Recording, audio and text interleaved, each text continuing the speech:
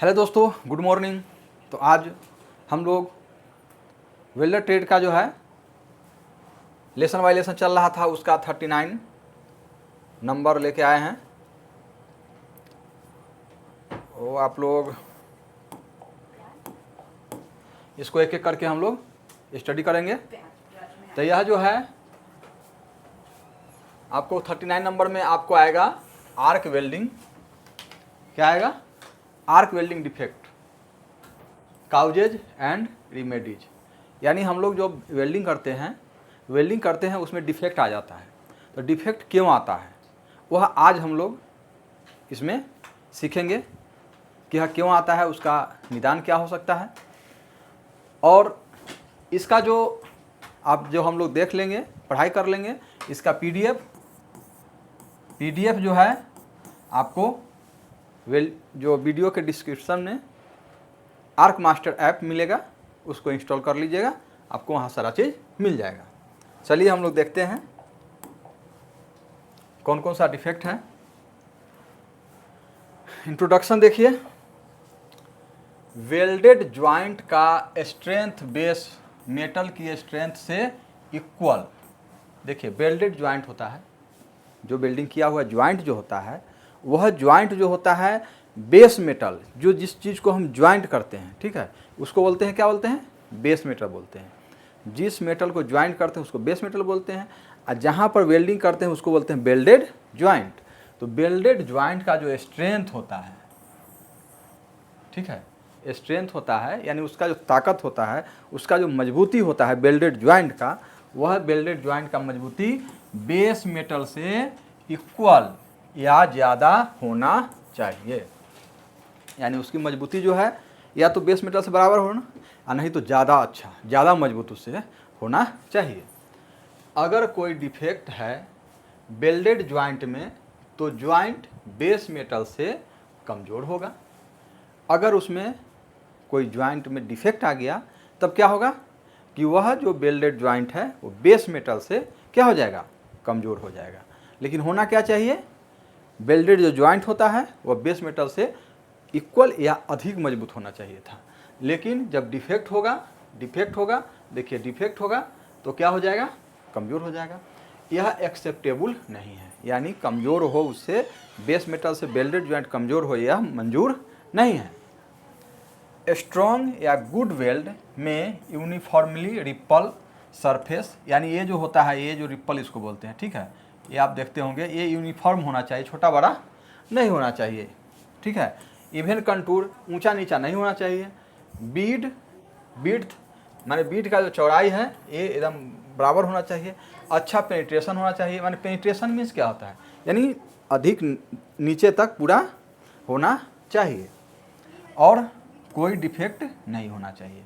यानी इंट्रोडक्शन में आपने क्या देखा कि वेल्डिंग का जो वेल्डेड ज्वाइंट है वो बेस मेटल से मजबूत या अधिक मजबूत होना चाहिए, लेकिन जब डिफेक्ट होता है तो वह कमज़ोर हो जाता है। क्या क्या अच्छा होना चाहिए? तो गुड जो है वेल्ड में कंटूर अच्छा होना चाहिए, बेस का जो कंटूर का जो चौड़ाई है वह भी इक्वल होना चाहिए। चलिए तो आगे बढ़ते हैं। आइए, definition of weld defect. Defect या फॉल्ट वह है जो फिनिश्ड ज्वाइंट को रिक्वायर्ड लोड को सहन करने या प्रतिरोध करने नहीं देता है, ठीक है। जैसे कि कोई वेल्डिंग करते हैं, ठीक है, वेल्डिंग करते हैं तो वेल्डिंग का जो बीड है या वेल्डिंग किया हुआ चीज़ है तो उसको क्या है, फिनिश ज्वाइंट जो है रिक्वायर्ड लोड अगर कमज़ोर रहेगा, अगर उसमें डिफेक्ट रहेगा तो क्या होगा, जितना लोड सहना के लिए क्षमता है वह लोड क्या करेगा, यहाँ पर नहीं सह पाएगा। यही ना होता है डिफेक्ट। क्या होता है डिफेक्ट? वह चीज़ होता है जिससे कि हमको जितना लोड चाहिए उस पर, वह उतना लोड हम उस पर नहीं दे पाएंगे, या दे पाते हैं तो वह क्या होता है, टूट जाता है। तो क्या होगा, डिफेक्टिव माल हो गया। तो डिफेक्ट वही हो गया, डिफेक्ट जो है कि वह फिनिश ज्वाइंट को रिक्वायर लोड को सहन करने या प्रतिरोध करने नहीं देता है। क्लियर? चलिए आइए, इफेक्ट ऑफ वेल्ड। वेल्ड का इफेक्ट क्या होगा, ठीक है। डिफेक्टिव वेल्ड ज्वाइंट में बीड इफेक्ट होंगे, बैड इफेक्ट होंगे, बैड इफेक्ट होंगे, बुरा इफेक्ट होगा, ठीक है। इफेक्टिव थिकनेस बेस मेटल से कम हो जाएगी, क्या है, इफेक्टिव जो उसका थिकनेस है वह कम हो जाएगा।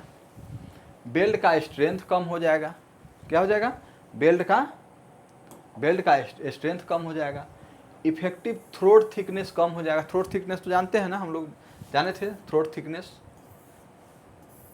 ये थ्रोट थिकनेस होता है, यह कम हो जाएगा। ज्वाइंट लोड पर टूटेगा, क्या होगा, डिफेक्ट होगा तो इफेक्ट पड़ेगा, क्या, लोड पर टूटेगा, जिससे कि एक्सीडेंट हो सकता है। बेस मेटल को प्रॉपर्टीज बदल जाएगा, बेस मेटल का क्या हो जाएगा, प्रॉपर्टीज भी बदल जाएगा। ज़्यादा इलेक्ट्रोड चाहिए तो जिससे बिल्डिंग कॉस्ट बढ़ेगा, अगर ज़्यादा इलेक्ट्रोड दे दिए, ठीक है, तो क्या हो जाएगा, बिल्डिंग जो इफेक्ट है आपका कॉस्ट है वो बढ़ेगा। लेबर एंड मटेरियल का वेस्टेज होगा, लेबर मटेरियल का भी वेस्टेज हो जाएगा उसमें अगर ज़्यादा हो जाता है। बिल्ड अपीयरेंस पुअर होगा, बिल्डिंग को देखने में भद्दा लगेगा। इसलिए डिफेक्ट से बचने के लिए बिल्डिंग से पहले दौरान प्रॉपर केयर एंड एक्शन लेना जरूरी है। यानी इस चीज़ को आपने देख लिया, इस सारे चीज़ को, इससे बचने के लिए आपको क्या करना है, बिल्डिंग के दौरान या बिल्डिंग से पहले आपको केयर करना होगा, एक्शन लेना जरूरी होगा। यह डिफेक्ट पहले से है, उन्हें करेक्ट या रेक्टिफाई करना जरूरी है, या कोई डिफेक्ट उसमें पहले से है तो उसको आपको रेक्टिफाई करना है। एक्शन जो डिफेक्ट को एवॉइड या प्रिवेंट या रेक्टिफाई करता है उसको रेमेडी कहते हैं।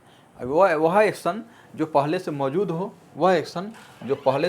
हो, उसको आप क्या बोलते हैं, एवॉइड करते हैं, प्रिवेंट करते हैं या रेक्टिफाई करते हैं, उसको क्या बोलते हैं, रेमेडी कहा जाता है। क्लियर, चलिए नेक्स्ट चलते हैं। देखिए वेल्ड डिफेक्ट कितने प्रकार के होते हैं, तो वेल्ड डिफेक्ट जो है आपको एक्सटर्नल और इंटरनल, यानी बाह्य होता है,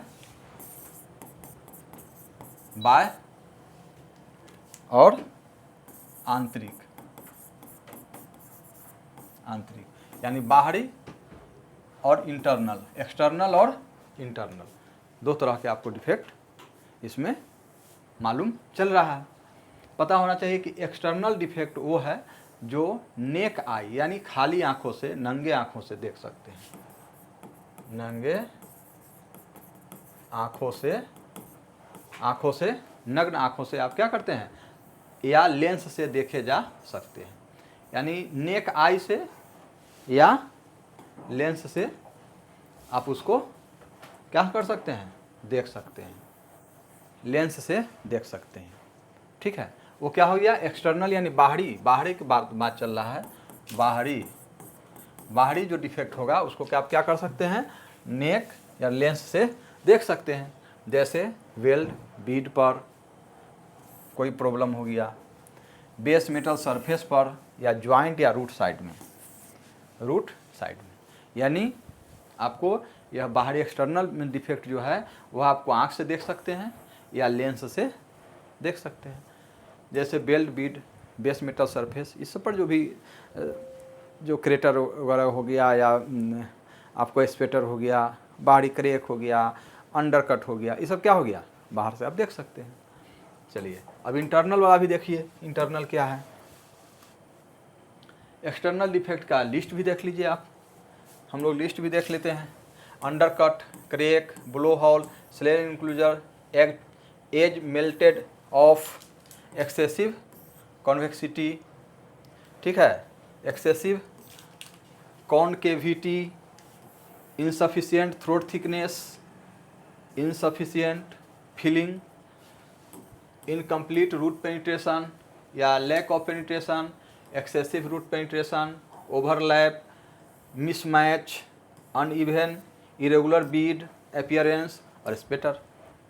इसमें से आपको कम से कम 5 को याद रहना चाहिए, और 5 को याद रहना चाहिए ऐसे। और जब एग्ज़ाम की दृष्टि से देखा जाए तो सभी का आपको कारण पता होना चाहिए। क्लियर, चलिए नेक्स्ट देखते हैं, बढ़ते हैं। इंटरनल डिफेक्ट देख लीजिए। इंटरनल डिफेक्ट वह है जो आप नंगे आँखों से नहीं देख सकते हैं, लेंस से भी नहीं देख सकते, क्योंकि वह इंटर में, अंदर में होता है। क्लियर? तो उसके लिए कौन कौन है? क्रैक है। अगर बीड के अंदर क्रैक हो गया, नीचे में क्रैक हो गया, उसको आप नहीं देख सकते हैं। बीड के बाहर क्रैक है उसको देख सकते हैं, ऊपर से है तो देख सकते हैं, लेकिन अंदर में है तो आप नहीं देख सकते। Blow hole porosity, blow hole और पोरोसिटी, ब्लो होल और पोरोसिटी क्या है, उसको आप नहीं देख सकते हैं।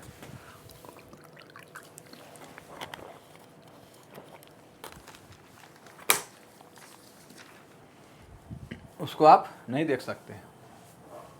स्लैग इनक्लूजर, स्लैग इनक्लूजर भी आप अंदर रहता है, लैक ऑफ फ्यूजन होगा वो भी नहीं देख सकते हैं। Lack of root penetration, internal stress, locked of stress या रिस्ट्रेंड ज्वाइंट, रेस्ट्रेंड ज्वाइंट, ये आप नहीं देख सकते हैं। तो ये सारे हो गए आपको इंटरनल डिफेक्ट। क्लियर? चलिए, cause of for weld defect, weld defect का कारण क्या हो सकता है? तो आप देखिए, गलत एक्शन जो डिफेक्ट क्रिएट करता है। अगर आप कोई वेल्डिंग करते हैं उसमें गलत एक्शन कर दिए तो क्या हो जाएगा, वह डिफेक्ट क्रिएट हो जाएगा। रिमेडी, डिफेक्ट प्रिवेंट करने के लिए वेल्डिंग से पहले या दौरान सही एक्शन लेना। रिमेडी किसको कहते हैं? रिमेडी वह है जो डिफेक्ट प्रिवेंट करने के लिए, डिफेक्ट को बचाने के लिए वेल्डिंग से पहले या दौरान सही एक्शन ले रहे हैं। करेक्टिव एक्शन लेना वेल्डिंग के बाद, करेक्टिव एक्शन वेल्डिंग के बाद जो डिफेक्ट को रेक्टिफाई करता है। यानी आपको देख रहे हैं करेक्टिव एक्शन जो वेल्डिंग के बाद होगा। क्लियर? और आपको प्रिवेंट जो है या डिफेक्ट का जो प्रिवेंट करना, सुरक्षित करना, सुरक्षा करना होता है, वह होता है वेल्डिंग से पहले या वेल्डिंग के दौरान। ठीक है?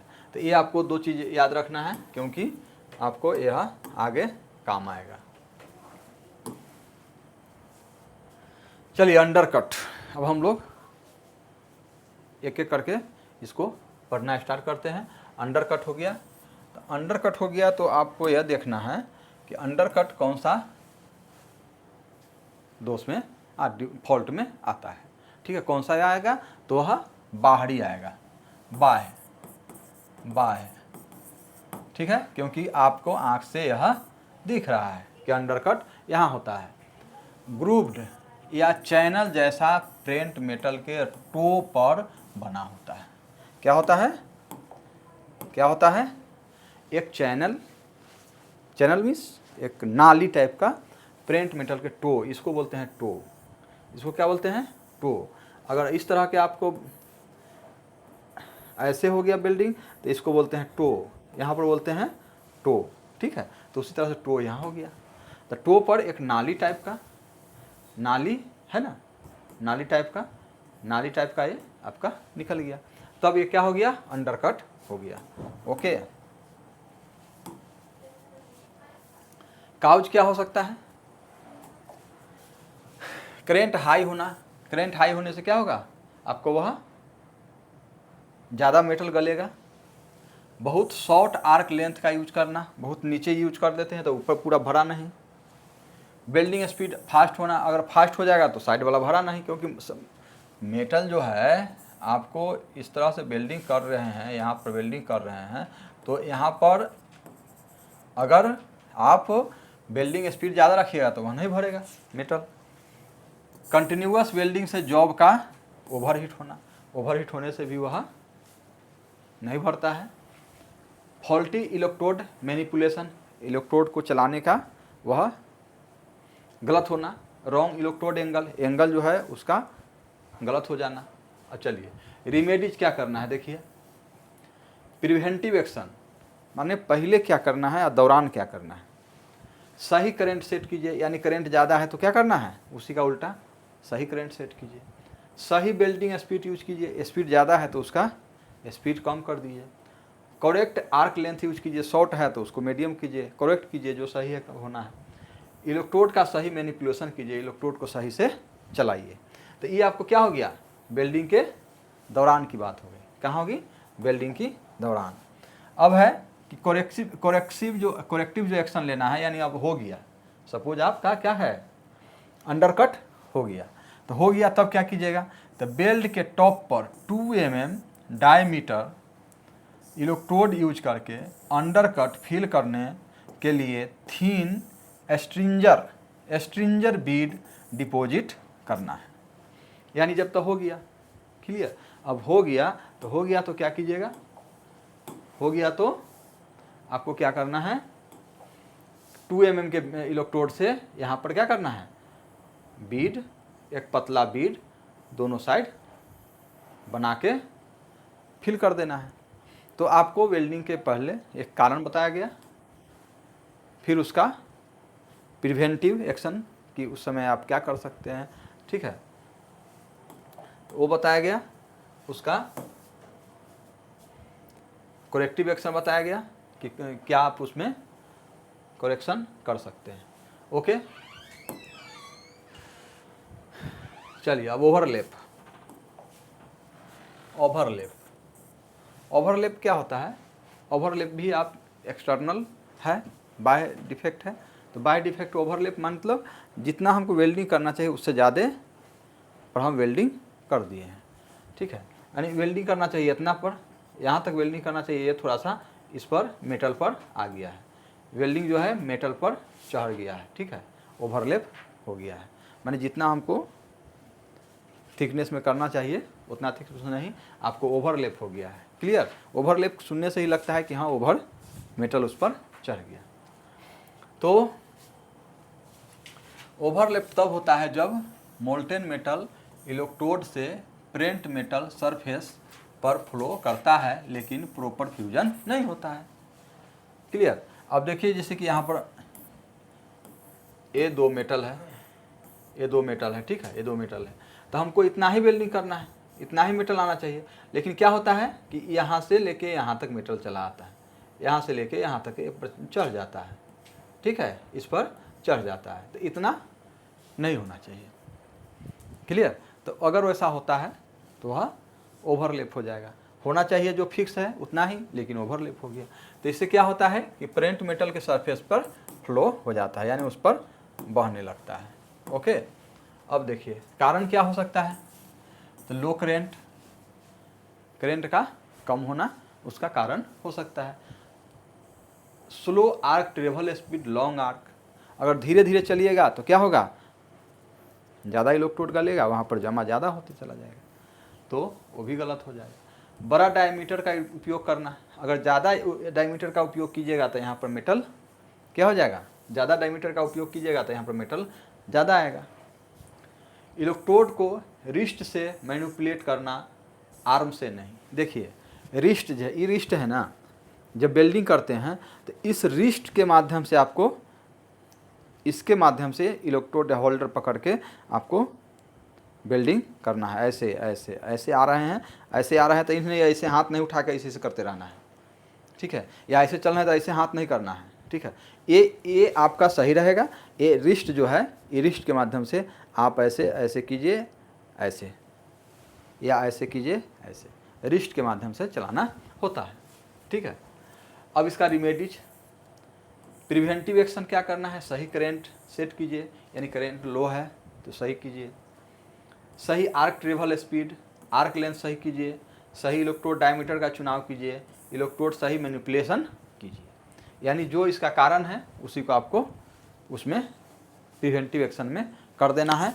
अब क्या है कि करेक्टिव एक्शन में क्या करना है, करेक्टिव एक्शन में क्या करना है, जब ओवरलैप हो गया है तो आपको क्या करना होगा, ओवरलैप हो गया तो कटिंग कीजिए। क्लियर, तो क्या कह रहा है, ग्राइंडिंग से बिना बेस मेटल डैमेज किए ओवरलैप रिमूव करना है, यानी ग्राइंडर लीजिए और बेस मेटल को नहीं कटना चाहिए, उसको ग्राइंडर कर दीजिए, यही हो सकता है। लास्ट में जब आपने ये सब चीज़, जब आपका दोष हो ही गया है डिफेक्ट, तो blow hole and porosity, blow hole and porosity बताइए कौन सा है, आंतरिक है कि बाह्य है, ठीक है, तो ये आंतरिक हो गया, आंतरिक हो गया, ठीक है, आंतरिक। इसमें वेल्ड बीड के अंदर या सरफेस पर। सरफेस पर भी हो सकता है और अंदर भी हो सकता है। ब्लो होल गैस पॉकेट होता है। ब्लो होल गैस पॉकेट माने गैस का पॉकेट, उसमें अंदर में गैस का रह जाना, बन जाना, जो गैस के इंट्रैप्ड होने से बनता है, माने गैस उसके अंदर चले जाने से बनता है। पोरोसिटी क्या है? स्मॉल फाइन होल, ठीक है। ये ब्लो होल की बात कर चले थे हम, ठीक है। लेकिन पोरोसिटी में क्या है कि स्मॉल फाइन होल होता है ना, पतला पतला होल होता है। ब्लो होल में थोड़ा सा मोटा होल होता है और इसमें पोरोसिटी में एकदम पिन जैसे होल होता है, छोटा छोटा पिन होता है। का समूह बेल्ट की सरफेस पर होता है, जो गैस इंट्रैप्ट से माने गैस जो उसमें फंस जाता है, उसी के कारण यह उसमें से गैस निकलता है एकदम पतला पतला छेद करके, ठीक है। ब्लो होल आपको दिखाया जा रहा है, देखिए फिगर है, हाँ फिगर है, आप देख रही है कि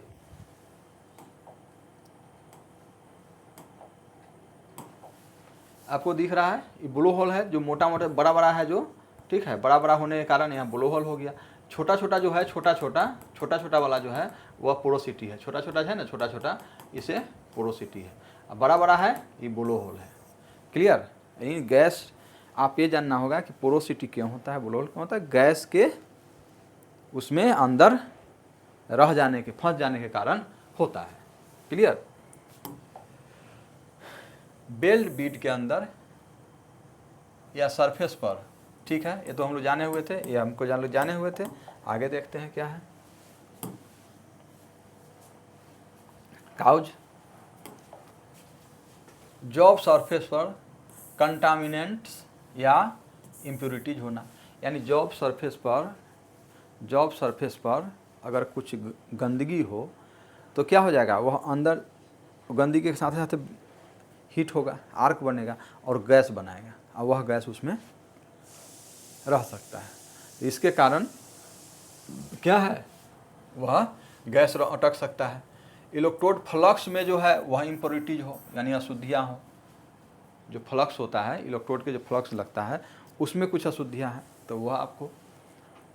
जॉब इलेक्ट्रोड मटेरियल में हाई सल्फर हो, अगर हाई सल्फर रहता है तब पर भी उसमें गैस ज़्यादा बनता है।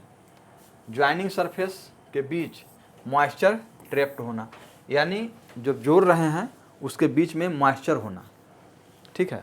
मॉइस्चर होने के कारण भी उसमें क्या हो जाएगा, गैस आ जाएगा।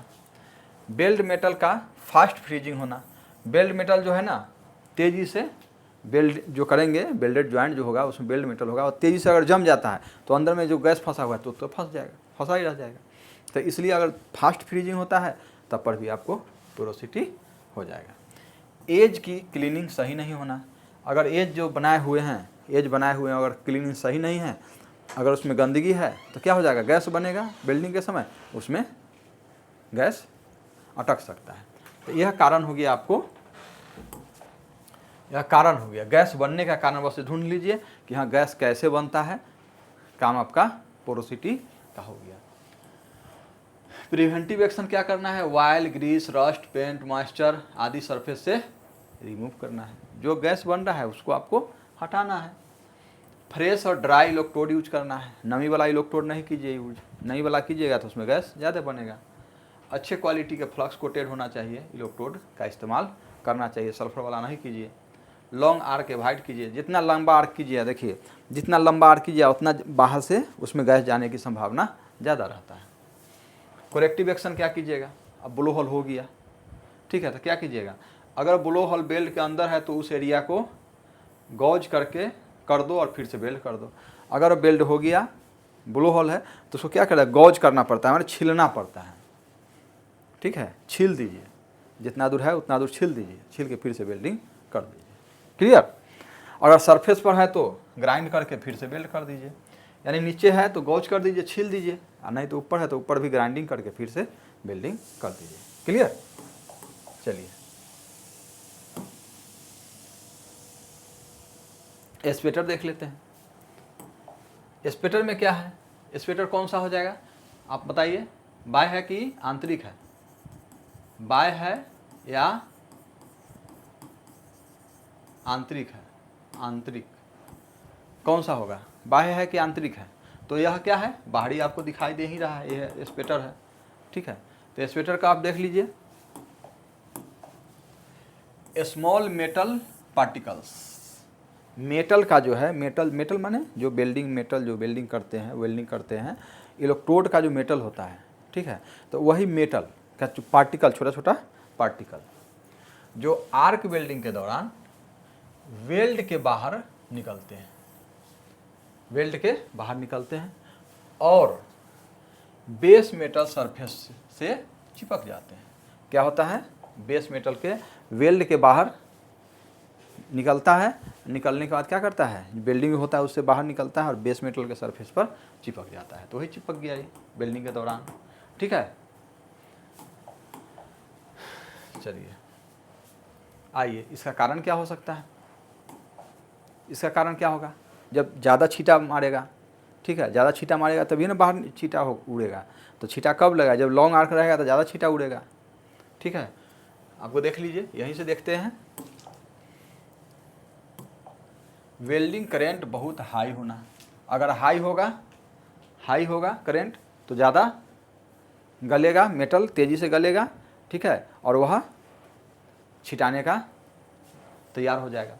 रॉन्ग पोलैरिटी यूज होना, अगर रॉन्ग पोलैरिटी यूज कर रहे हैं तो उसमें भी आर्क अथी स्पेटर, लॉन्ग आर्क हम बात पहले ही बोल दिए थे, आर्क ब्लो होगा, आर्क ब्लो जानते हैं, जब आर्क ब्लो होता है तो यहाँ इधर मुँह है, इधर से इधर मुँह होता है, तो जैसे ही इधर मुँह आर्क होगा तो क्या हो, बेस मेटल पर मेटल छिटाएगा, तो इस तरह से आपको आर्क ब्लो होता है। अनइवन फ्लक्स कोटेड इलेक्ट्रोड, यानी फ्लक्स जो कोटेड किया हुआ आता है तो अनइवन यानी बराबर कोटेड नहीं है।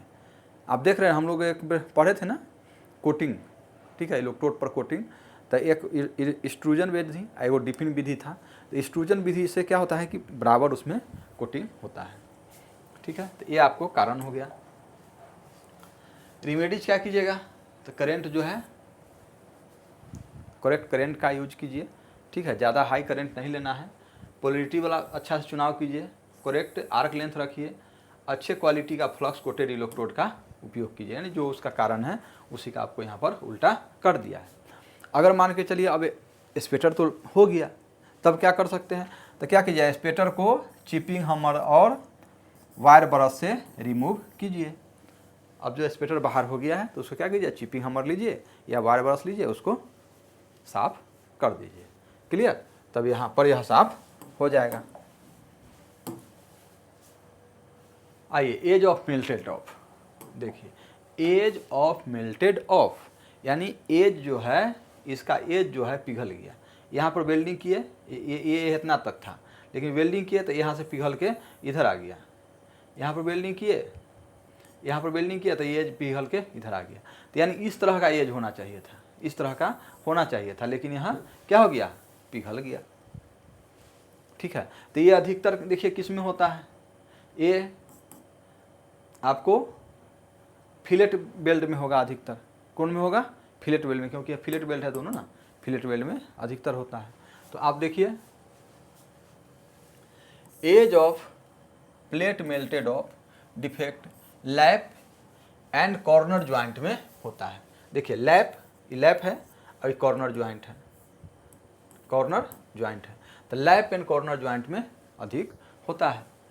अगर प्लेट एज का एक्सेस मेल्टिंग हो तो इनसफिशियंट थ्रोट थिकनेस होगी, यानी इसका जो थ्रोट थिकनेस है वह आपका थ्रोट थिकनेस जो है वह क्या हो जाएगा, कम हो जाएगा, यानी थ्रोट थिकनेस जो है लैप ज्वाइंट में, कॉर्नर ज्वाइंट में होगा।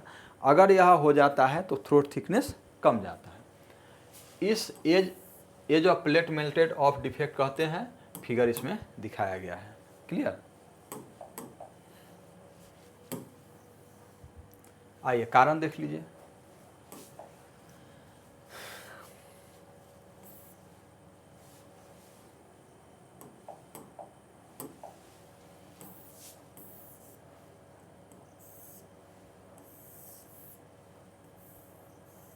देखिए यहाँ से इसको एज पिघल गया, एज पिघल के इसमें आके मिल गया, ठीक है, एज पिघल के। अब एज पिघलता कैसे है, क्यों एज पिघलता है, तो जब इसको चलाइएगा ये इलेक्ट्रोड चलाइएगा तो रॉन्ग चलाइएगा तो यहाँ से पिघल जाएगा, ठीक है। इधर लॉन्ग चलाइएगा तो इधर से पिघल जाएगा। तो आगे भी देखिए, ओवर साइज इलेक्ट्रोड का यूज करना। अगर हमको जितना वेल्डिंग करना है, यहाँ वेल्डिंग करना है, इतना दूर वेल्डिंग करना है, हम ओवर साइज इलेक्ट्रोड का यूज कर रहे हैं तो क्या हो जाएगा, इधर भी हीट हो जाएगा या इधर भी हीट हो जाएगा। ओवर साइज अगर इलेक्ट्रोड को उसमें हम लगाएंगे तो, क्योंकि जब ही पिघलेगा तो हीट से पिघलता है। तो हीट कब जाएगा, जब ओवर साइज इलेक्ट्रोड यूज कीजिएगा, ठीक है। एंगल इधर लगा, सीधा लगाना है, आप इधर एंगल लगा दीजिए तो उधर से जिधर एंगल जाएगा उधर से ज़्यादा हीट दे देगा, उसको पिघल जाएगा। करेंट अगर ज़्यादा होता है तब पर भी वह उधर करंट है तो उधर से पिघल आ सकता है। तो अब देखिए एक्सेसिव करंट, ठीक है, एक्सेसिव करंट के कारण भी हो जाएगा। रॉन्ग इलेक्ट्रोड मैनिपुलेशन से भी हो जाएगा। एक्सेसिव बीविंग, अब एक्सेसिव बीविंग कर दीजिए, यानी बीविंग इतना करना है, ठीक है, इतना बीविंग करना है। आप क्या कीजिएगा, इतना बीविंग करने लगेगा, क्या होगा, तो बीविंग करने से ज़्यादा एक्सेसिव बीविंग कर दिए। अब रिमेडीज क्या करना है देख लीजिए। प्रिवेंटिव एक्शन में क्या होगा, करेक्ट साइज का उपयोग कीजिए। जो बड़ा साइज ओवर साइज का जो इलेक्ट्रोड यूज कर दिए थे तो क्या करना है, ओवर साइज का यूज नहीं करना है। करेक्ट करंट जो हाई था करंट को करेक्ट कर लीजिए। प्रॉपर इलेक्ट्रोड मैनिपुलेशन कीजिए, मानी इलेक्ट्रोड को जो चलाना जो है वह प्रॉपर चलाइए। प्रॉपर चलाने से क्या होगा, आपका वह वहाँ पर एज मेल्टेड, वहाँ पर हीट जाएगा ही नहीं तो एज मेल्टेड होगा ही नहीं। आइए करेक्टिव एक्शन क्या होगा, अब एज तो मेल्ट हो गया, मान लीजिए एज यहाँ से मेल्ट हो गया, तो अब क्या कीजिएगा, बेल्ड मेटल डिपॉजिट करना ताकि थ्रोट थिकनेस इंक्रीज हो जाए। बेल्ड मेटल जो है उसको फिर से वहाँ से जहाँ पर मेल्टेड हो गया है, मेल्ट हो गया है, एज जो पिघल गया है उसको फिर से क्या कर दीजिए, फिर से वेल्डिंग कर दीजिए। ओके। क्रैक, अब देखिए क्रैक में क्रैक है तो क्रैक कौन सा, एगो बाह्य क्रैक भी होता है और आंतरिक क्रैक भी होता है, ठीक है। तो आप यहाँ पर क्रैक दिख रहा है, ये क्रैक भी है, यहाँ क्रैक है, यहाँ क्रैक है, यहाँ क्रैक है, इस तरह से आपको क्रैक देख लिए होंगे, ठीक है। क्रैक एक हेयर लाइन सेपरेशन है। हेयर लाइन सेपरेशन है यानी एक ऐसे लाइन होता है जो सेपरेट करता है इसको और इसको सेपरेट, जैसे हेयर लाइन है, सेपरेशन है यानी इसको अलग कर दिया, इसको अलग कर दिया। तो यही कहना है कि क्रैक एक हेयर लाइन सेपरेशन है जो वेल्ड के रूट, मिडिल, सरफेस या बेल्ड मेटल, प्रिंट मेटल के अंदर होता है। कहीं भी हो सकता है क्रैक यहाँ होगा, अंदर होगा, बाहर होगा, क्रेटर के पास होगा, कहीं भी हो सकता है, बेस मेटल में हो जाएगा। तो यह हेयर क्या है, तो हेयर लाइन सेपरेशन है। यह एकदम एक लाइन होता है जो सेपरेट कर देता है, उस पार्ट को अलग, इस पार्ट को इधर। क्लियर। अब देखिए इसका कारण हम लोग देख लेते हैं। काउज, रॉन्ग इलेक्ट्रोड का सिलेक्शन। क्रैक होता है, क्रैक होने का तो मेन कारण होता है कि आपको हीट जो है, हीट का असमान होना, ठीक है, मेन कारण वो होता है। और इलेक्ट्रोड भी अगर रॉन्ग ले लिए, ठीक है, जिस इलेक्ट्रोड की ज़रूरत है उस मेटल में दूसरा इलेक्ट्रोड उठा लिए तो क्या होगा कि वह बेस मेटल का जो पिघला हुआ चीज़ वो पहले पिघलेगा, ये बाद में पिघलेगा, या ये पहले पिघला वो बाद में पिघला, या ये पहले जम गया वह बाद में जमा, तो क्या होगा, क्रैक हो जाएगा। तो रॉन्ग इलेक्ट्रोड का सिलेक्शन। फास्ट कूलिंग पहले देख लीजिए, अगर तेज़ी से कूलिंग होगा किसी भी चीज़ को, अगर तेज़ी से कूलिंग होता है तो क्रैक करता है, ये तो जानकारी होना चाहिए, होगा ही। इम्प्रॉपर वेल्डिंग टेक्निक, उसका जो टेक्निक है चलाने का टेक्निक, वेल्डिंग करने का टेक्निक, अगर वह गलती है, सीक्वेंस गलत है तो हो जाएगा। पूरा डक्टिलिटी, यानी किसी चीज़ को डक्टिलिटी माने क्या होता है कि उसको हम पतला से पतला नहीं कर सकते हैं, तार नहीं बना सकते हैं, इस टाइप का अगर है, पूरा डक्टिलिटी है तब पर भी आपको क्रैक हो जाएगा। Absence of pre heating and post heating. देखिए क्रैक में ना अगर पोस्ट हीटिंग प्री हीटिंग कर रहे हैं तो क्रैक नहीं होता है, ठीक है। तो पोस्ट हीटिंग प्री हीटिंग नहीं करते हैं तो अब्सेंस, यानी आप अगर उसमें पोस्ट हीटिंग प्री हीटिंग नहीं किए हैं तब वह क्रैक हो जाएगा। एक्सेसिव सल्फर बेस मेटल, अगर सल्फर बेस मेटल ज़्यादा होगा तो क्या हो जाएगा, क्रैक हो जाएगा। अब रिमेडीज देखिए, प्री हीटिंग कीजिए, पोस्ट हीटिंग कीजिए। पहला बात है कि प्री हीटिंग कीजिए, पोस्ट हीटिंग कीजिए, जिससे कि आपको क्रैक होने की संभावना पूरा ही खत्म हो जाती है। Copper, cast iron, medium and high carbon steel पर, अगर मीडियम कार्बन स्टील है, हाई कार्बन स्टील है, तो उसको क्या करना है, पोस्ट हीटिंग प्री हीटिंग करना है। लो हाइड्रोजन इलेक्ट्रोड का यूज कीजिए। क्या करना है, लो हाइड्रोजन इलेक्ट्रोड का उपयोग करना है। स्लो कूलिंग कीजिए, कूलिंग फास्ट कीजिएगा तो क्रैक होगा, कूलिंग को क्या करना है, स्लो करना है। कम पासेज यूज़ कीजिए, यानी जो वेल्डिंग करना है यहाँ पर एक बार में करना है, आप 3 बार में करते हैं, तो 3 बार में कीजिएगा तो उसका क्या होगा, हीट जो है असमान हो जाएगा, इधर कभी इधर, तो इसलिए कम पास में कीजिए। प्रॉपर वेल्डिंग टेक्निक का उपयोग कीजिए, सीक्वेंस में कीजिएगा तो क्या होगा, आपको क्या होगा कि वह क्रैक होने की संभावना कम हो जाएगी। करेक्टिव एक्शन क्या करना है, देखिए करेक्टिव एक्शन क्या करना है, इंटरनल क्रैक है, छोटे डेप्थ तक है, तो वी ग्रुप बनाइए और उस डायमंड पॉइंट चीजल से, डायमंड पॉइंट चीजल होता है, उससे आप अगर अंदर में है तो उसको काट दीजिए, काट करके फिर से उसको वेल्डिंग कर दीजिए। लो हाइड्रोजन इलेक्ट्रोड से रीवेल्ड करने की ज़रूरत पड़े तो कर दीजिए, प्री हीट कीजिए। इंटरनल या हिडन क्रैक हो तो गाउज कीजिए, गाउज करके ग्रुप काट करके गाउज करके फिर उसको रिवेल्ड कर दीजिए। ओके, चलिए इनकम्प्लीट पेनिट्रेशन क्या है, इनकम्प्लीट पेनिट्रेशन। तो इनकम्प्लीट पेनिट्रेशन में क्या है देख लीजिए, आपको हम पहले दिखा देते हैं, इसमें दिखा देते हैं। देखिए यहाँ जो है, यहाँ देखिए पेनिट्रेशन पूरा होना चाहिए, यहाँ पर नहीं पेनिट्रेशन हुआ है, यहाँ हुआ, देख रहे हैं यहाँ खाली है, ये ऐसे करके ऐसे भरना चाहिए, ऐसे पूरा भरना चाहिए, ऐसे इस तरह से, इस तरह से, तो यह पूरा पेनिट्रेशन हुआ नहीं, तो इसी को बोलते हैं इनकम्प्लीट पेनिट्रेशन।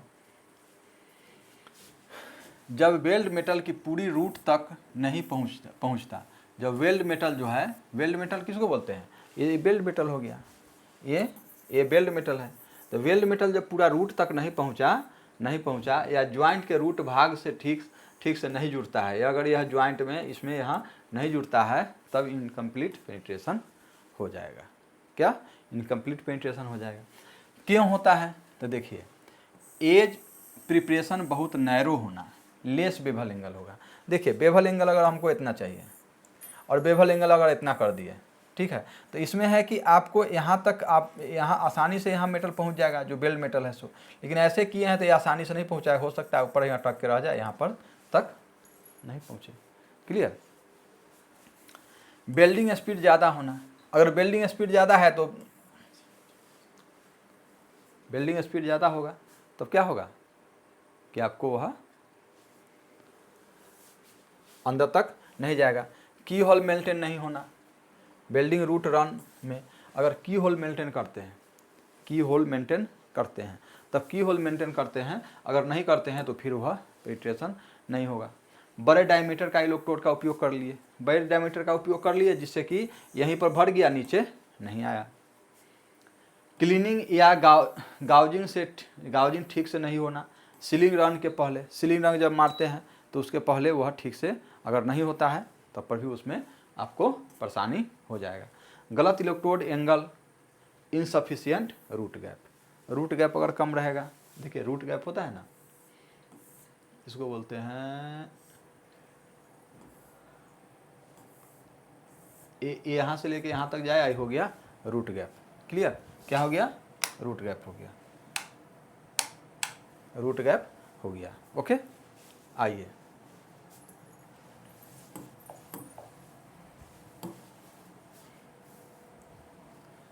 स्लैग इंक्लूजर, इसका आपको रेमेडीज नहीं बताया है क्या। इनकम्प्लीट हो गया है तो क्या कीजिएगा, इनकम्प्लीट अगर हो गया है तो रेमेडीज हम आपको बता देते हैं। करना क्या है कि आपको रेमेडीज में इसको प्रॉपर इलेक्ट्रोड का उपयोग कीजिए, ठीक है, प्रिवेंटिव एक्शन में प्रॉपर इलेक्ट्रोड का उपयोग करना है। आपको रूट गैप प्रॉपर लेना है, ये जो रूट गैप हो गया,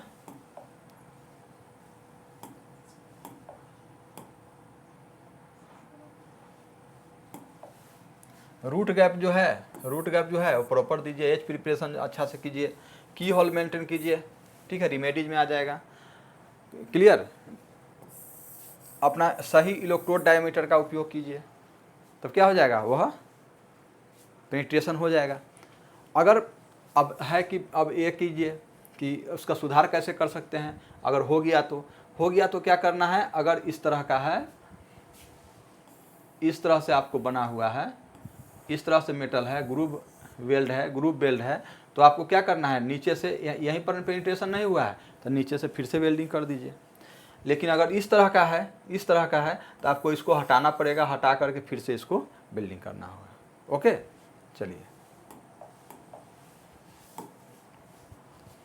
स्लैग इंक्लूजर देखिए, स्लैग इंक्लूजर आंतरिक हो गया, स्लैग इसमें फंस जाता है। देखिए फोटो में देखिए, स्लैग किसको बोलते हैं, जो इलेक्ट्रोड में जो फ्लक्स होता है वह फ्लक्स का जो है स्लैग उसमें फंस गया, ठीक है, यहाँ पर फंस गया, इसको निकल जाना चाहिए, यहाँ से निकल जाना चाहिए, लेकिन इसमें निकला नहीं, यह इसी में रह गया, तो स्लैग इंक्लूजर हो गया, ठीक है। तो स्लैग या अन्य नॉन मेटेलिक फॉरेन मटेरियल यानी बाहर का मटेरियल जो नॉन मेटेलिक हो, बाहर से प्लास्टिक दुनिया जहान कुछ भी, उसमें मिट्टी है ना, उसमें फंस गया, चला गया, तो स्लैग हो गया। फंस जाना स्लैग इंक्लूजर कहा जाता है।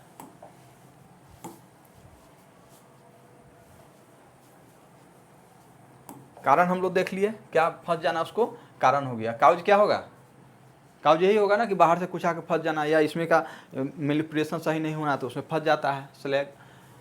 रिमेडीज में प्रिवेंटिव एक्शन क्या करना है, करेक्ट ज्वाइंट प्रिपरेशन कीजिए, सही से साफ़ सुथरा करके रखिए, जिससे कि उसमें सही से इलेक्ट्रोड चले, इंक्लूजर उसमें नहीं हो। Correct type flux coated electrode का उपयोग कीजिए, करेक्ट आर्क लेंथ का उपयोग कीजिए, करेक्ट वेल्डिंग टेक्निक का अपनाइए, और थोरो क्लीनिंग कीजिए। हर रन में मल्टी रन जब वेल्डिंग करते हैं, जैसे कि मान के चलिए यहाँ वेल्डिंग कर रहे हैं, एक रन मार लिए, ठीक है, तो इसको क्लीनिंग बढ़िया से कीजिए, तब फिर दूसरा रन इस पर चलाइए, कवरी रन बढ़िया से क्लीनिंग कीजिएगा तो उसमें स्लैग नहीं रहेगा। अगर वह बार बार मारते हैं, 2-3 रन मारते हैं, उसमें स्लैग फंसा ही रह जाए, अच्छा से क्लीनिंग नहीं कीजिएगा तो वह क्लीनिंग नहीं हो पाएगा। करेक्टिव एक्शन क्या है, butt weld open corner weld में बॉटम साइड से गाउज करना है, और रूट रन गाउज करना है नहीं, गाउज करना है, टो को लैप फिलेट नहीं, ये नहीं होगा इसमें होगा कि अगर स्लैग है, स्लैग उसमें फंसा हुआ है, जहाँ पर फंसा ऊपर में फंसा हुआ है तो उसको गाउज करके चैनल बना के उसको फिर से वेल्डिंग कर दीजिए। अगर अंदर है, नीचे है, तो नीचे से फिर काट करके उसमें वेल्डिंग कर दीजिए। क्लियर।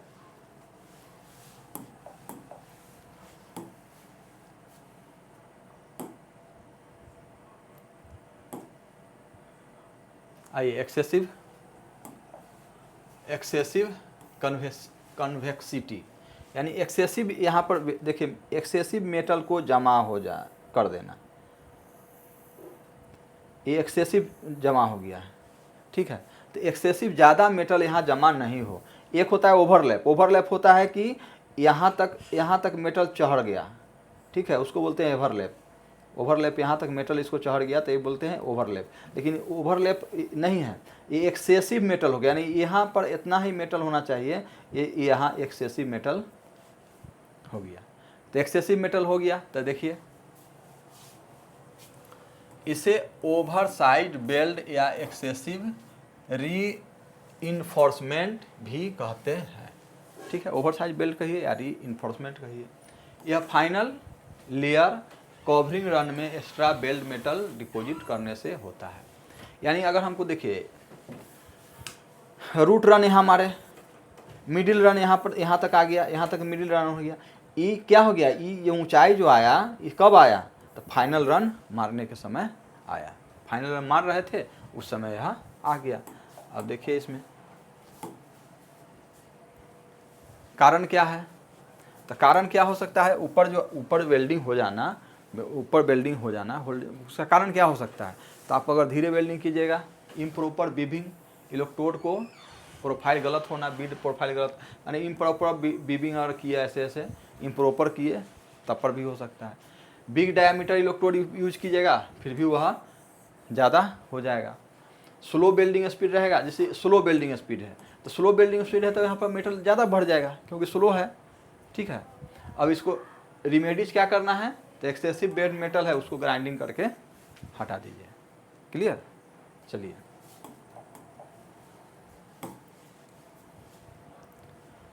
एक्सेसिव कॉनकेविटी, कॉनकेविटी मीन्स क्या हुआ, एक्सेसिव ये पूरा इस तरह से होना चाहिए था, ये क्या हो गया और नीचे धंस गया यानी कॉनकेव हो गया, ठीक है, कॉनकेव कॉनकेव हो गया। तो यह क्या है देखिए, अगर बेल्ट मेटल बट या फिलेट बेल्ट में डिपोजिटेड लाइन ज्वाइंट टो से नीचे हो, तो ज्वाइंट टो कौन है, ये ज्वाइंट टो है, इससे नीचे ही डिपोजिट, ज्वाइंट टो के नीचे ही ये रह गया यहाँ डिपोजिट, ठीक है, तो इसे एक्सेसिव कॉनकेविटी या इनसफिशिएंट थ्रोट थिकनेस कहा जाता है। ओके, काउज देखिए, इम्प्रॉपर बीविंग इलेक्ट्रोड के कारण बीट प्रोफाइल गलत हो जाता है। देखिए इम्प्रॉपर बीविंग अगर नहीं कीजिएगा, इम्प्रॉपर कीजिएगा, सही से बीविंग नहीं, बीविंग बोलते हैं आप बार बार बीविंग का यूज होता है इस तरह से चलाना इलेक्ट्रोड को, इस तरह से चलाना, तो अगर सही से नहीं चलाइएगा इस तरह से तो क्या हो जाएगा, ये आपका वहाँ पर गड्ढा बन जाएगा। स्मॉल डायमीटर का उपयोग करना, स्मॉल डायमीटर यूज कीजिएगा तो क्या हो जाएगा, वहाँ एक्सेसिव बेल्डिंग स्पीड, स्पीड ज़्यादा रहेगा तो वहाँ मेटल नहीं भर पाएगा। रॉन्ग बेल्डिंग सीक्वेंस रहेगा स्ट्रिंजन बीट के लिए, अगर रॉन्ग बेल्डिंग सीक्वेंस रहा तब पर भी आपको क्या करेगा, वहाँ पर मेटल सही से डिपॉजिट नहीं हो पाएगा। मूवमेंट यूनिफॉर्म नहीं रहेगा, सही से आप चला नहीं पा रहे हैं। इलेक्ट्रोड एंगल सही नहीं होना, इलेक्ट्रोड एंगल सही होना चाहिए इस तरह से, ऐसे ऐसे जो है इलेक्ट्रोड एंगल सही हो, अगर नहीं होता है तो फिर दिक्कत हो जाता है। रिमेडीज क्या करना है, एक्स्ट्रा बेल्ट मेटल उसको डिपॉजिट कर दीजिए, क्या करना है इसको, यहाँ पर एक्स्ट्रा डिपॉजिट कर दीजिए। ओके,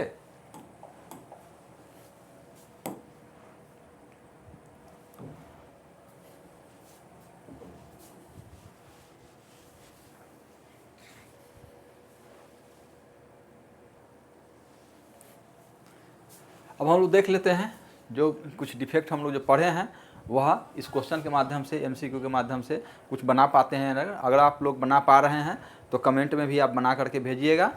इसको क्या हो रहा है देखते हैं।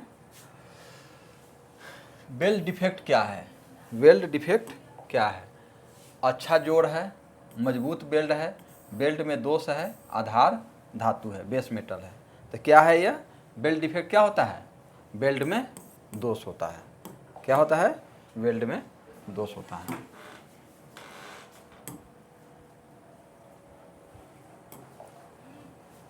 निम्न में से कौन बेल्ट डिफेक्ट का प्रभाव है, यानी बेल्ट डिफेक्ट हो जाएगा तो उससे क्या प्रभाव पड़ेगा, ठीक है, क्या प्रभाव पड़ेगा, बढ़ी हुई मजबूती, यानी इंक्रीज स्ट्रेंथ, स्ट्रेंथ इंक्रीज चल जाएगा, मजबूती बढ़ जाएगा।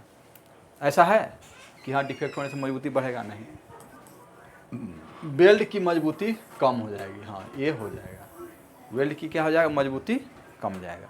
तो आपका क्या हो गया, दूसरा नंबर आंसर हो गया।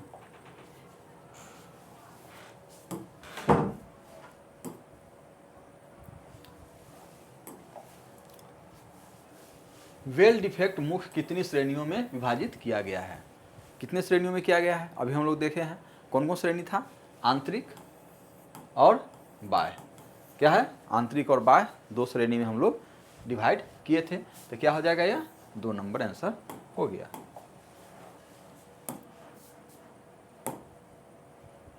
आइए, कौन सा दोष खुली आंखों से देखा जा सकता है, कौन सा दोष जो है जो खुली आंखों से हम देख सकते हैं, तो बताइए, इंटरनल दोष यानी आंतरिक दोष, छिपी दरार, बाहरी दोष, आंतरिक तनाव, क्या कर सकते हैं, क्या आप खुली आंखों से देखा जा सकता है, तो कौन सा आंखों से देखा जा सकता है, तो बाहरी दोष, बाहरी दोष क्या होगा, कि आप खुली आंखों से देख सकते हैं। आंतरिक दोष नहीं दे सकते हैं खुली आंखों से। छिपी दरार, दर टूट गया है, क्रैक कर गया लेकिन अंदर है, तभी नहीं देख सकते हैं। आंतरिक तनाव, तनाव स्ट्रेस होगा अंदर, वो भी नहीं देख सकते हैं। तो यह बाहरी जो है खुली आंखों से देख सकते हैं या लेंस से देख सकते हैं। क्या करते हैं? लेंस से देख सकते हैं।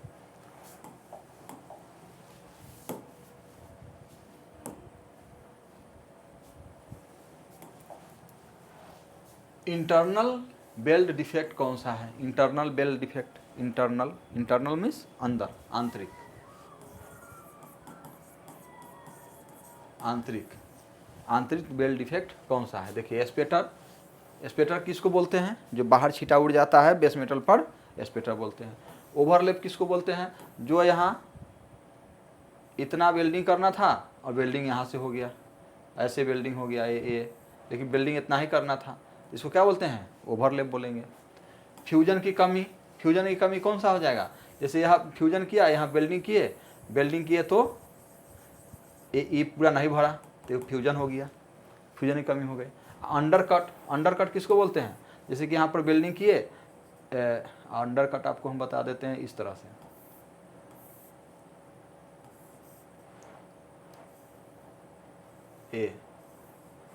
ये यहाँ नाली टाइप का बन गया तो हो गया अंडरकट। अब क्या कहता है? इंटरनल बेल्ट कौन सा है? ए हो बाहरे है, ए भी बाहरे है, फ्यूजन की कमी ए अंदर है, तो इसका आंसर क्या हो जाएगा? Lack of fusion. क्लियर?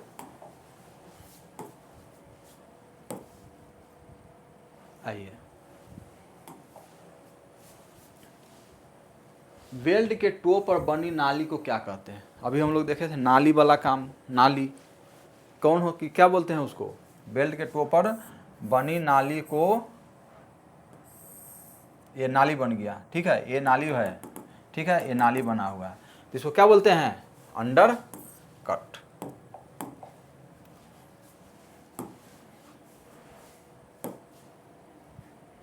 आइए,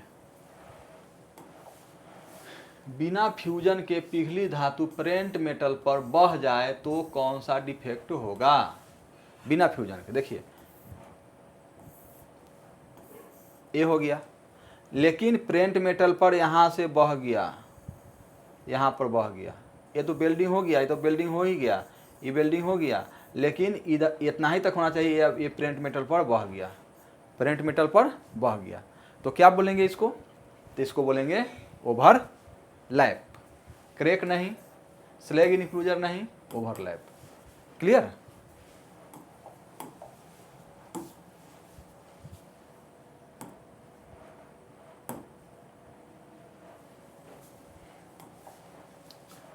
ब्लो हॉल तथा पोरोसिटी मुख्य किस कारण से होता है? देखिए ब्लो हॉल पोरोसिटी कारण क्या होता है उसका? गैस को उसमें फंस जाना, यही कारण होता है ना। गैस फंस गया तो गैस को निकलता है उसमें से, तो हॉल बना देता है, तो गैस फंस जाना। अब गैस फंस जाना तो क्या है? इसमें लिखा डायरेक्ट है, एक नंबर में आंसर क्या है? गैस फंस जाने का कारण उसका है।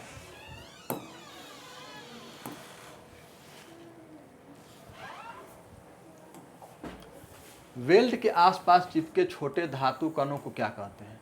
वेल्ड के आसपास, देखिए देखिए, ये बेल्ट हो गया, ठीक है, ये बेल्ट हो गया, इसके आसपास छोटे छोटे चिपके धातु को क्या कहते हैं? ठीक है, क्या कहते हैं बताइए आप लोग? तो क्या कहेंगे? अंदाजा लगाइए, तो क्या हो जाएगा? यह हो जाएगा स्पेटर। क्लियर?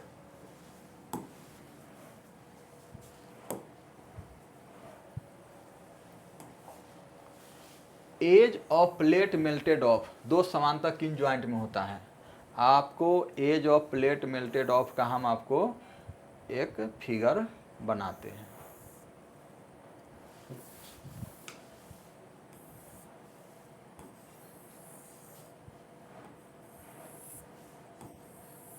ये फिगर हो गया, यहाँ पर वेल्डिंग किए, वेल्डिंग किए तो ऐसे पूरा यह वेल्डिंग हो जाना चाहिए, तो यहाँ क्या हो गया? मेल्टेड ऑफ हो जाता है, यहाँ से ये पूरा पिघल के आ जाता है, यही जो है ना, ये जो है पिघल के आ जाता है, ठीक है। तो इस कौन सा ज्वाइंट में पाया जाता है? कौन सा ज्वाइंट में होगा, तो एक हो जाएगा ये लैप ज्वाइंट, तो ये आपको दिख ही रहा है। एक होता है कॉर्नर ज्वाइंट, तो आपको देख लीजिए यहाँ lap and corner joint. Lap and corner joint में आपको एज ऑफ मेल्टेड ऑफ। चलिए, तो ये रहा हमारा हम लोगों का आर्क वेल्डिंग का सारा डिफेक्ट। इस सारे वीडियो को आप देखिए और इसमें आप क्वेश्चन को जो है आंसर देने का प्रयास कीजिए और इसमें कमेंट कीजिए कि और इसको हम कैसे बेटर कर सकते हैं। फिर मिलते हैं अगले टॉपिक जो है 40 नंबर होगा, 40 नंबर उसमें। तब तक के लिए फिर बाय बाय।